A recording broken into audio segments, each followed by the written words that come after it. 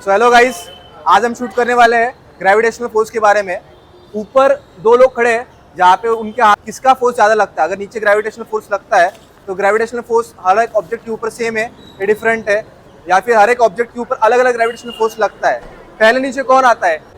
यहाँ पे हमने लिया है 2 बॉटल्स, उसमें से एक बॉटल में पानी भरा हुआ है और एक बॉटल पूरी खाली है। तो देखते हैं पहले कौन आता है। भरी आप गेस करके बताइए यहाँ पे पहले क्या आएगा, भरी हुई बोतल या फिर खाली बोतल। 1 ड्रॉप। हमारे 11th के शातिर बच्चों ने एक्सपेरिमेंट के लिए मेरी बॉटल उठाई और उसे तोड़ दिया।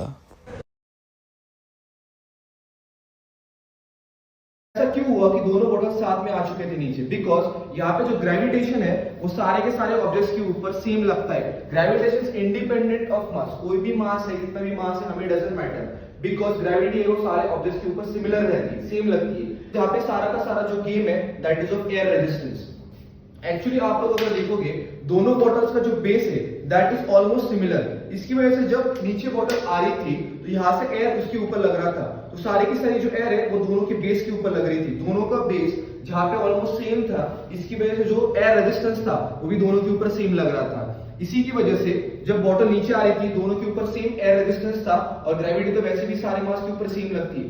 दैट इज व्हाई दोनों बॉटल्स एक साथ आ गई थी। This is the reason gravity का ultimate conclusion यहाँ पे ये है that gravity is independent of mass and gravity doesn't depend upon the mass. Thank you so much for watching. Do follow and do subscribe for Physics Baba. Stay tuned for more contents. Bye bye. See you again.